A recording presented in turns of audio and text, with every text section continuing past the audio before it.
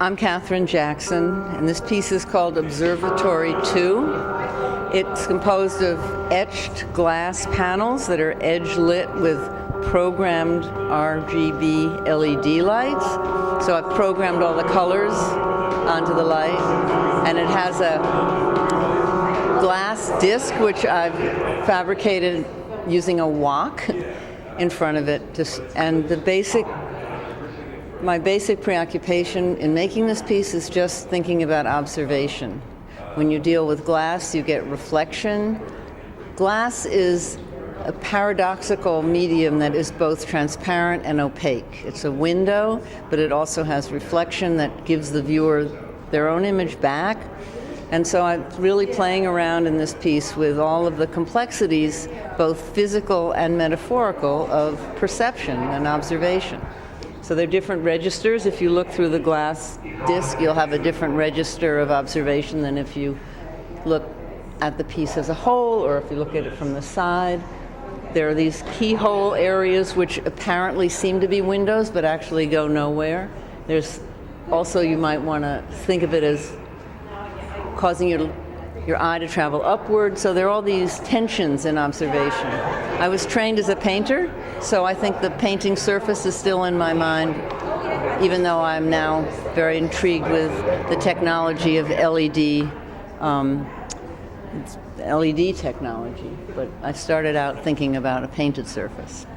So the hand is a very important part. All this was drawn by hand and then digitally played around with and then illuminated.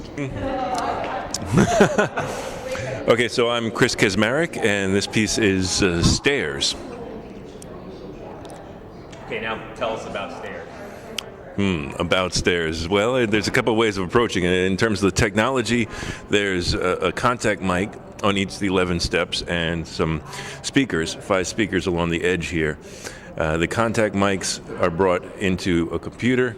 The computer processes that input and sends it back out through the 5 speakers locationally. So where you are on the stairs, it'll be mapped to that area. And then also there's a monitor, a big 50-inch monitor here on the wall that has a video that's also reacting to your presence in the space.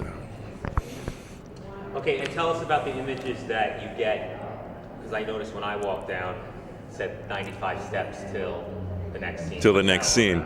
Yeah, so in terms of the sound and the images that are produced, I've created 3 separate scenes, kind of, because you have the infrastructure, and then once you have that infrastructure, you can use the code to create any sort of experience or interactive experience that you want to a degree. So one of the scenes, I have piano sounds coming out of the steps, and then there's this sort of very smooth, abstract color field happening that reacts a little bit. The colors change, and there's some motion that relates to your steps. Another scene, there's these sort of glitchy electronic sounds happening that are actually synthesized sounds that relate to how heavy you're stepping on the step. So if you step heavier, it becomes a higher pitched beep or a lower pitched beep if you step lightly. And there's a 3D object that's sort of this spiky ball. And the more heavy your step is, the more spiky the ball gets as well. And then there's a third scene, La Jetée, which is a French movie that I took, and I have this sort of glitched version of it. And as you step, you trigger a new frame to come up on the visual, and on the audio, it has a snippet of sound from the film, and there's a couple sort of banks of snippets mapped to each individual step. And how did you come up with this idea? What made you think to do something like that? Oh my goodness. Well, to be honest, the curator, Patricia Miranda, came to me and said, hey, can you do something on the steps there involving sound, blah, blah, blah. And I said, sure. And that was the impetus for thinking about it. The individual scenes, La Jetée, actually, I had that movie, that glitched version of the movie sitting on my desktop for a long time, and this just ended up being a perfect application of that. Because it deals with time and space and disconnect, that kind of thing. The 3D spiky ball is just kind of fun, and I'm interested in synthesis for sound and also mapping localized sound like I discussed before. And then the piano, that idea was almost it was so obvious I couldn't not do it.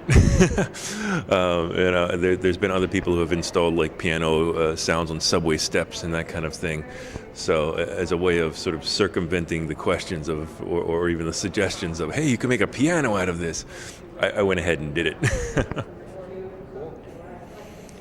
I like. Are there sound effects for movies or?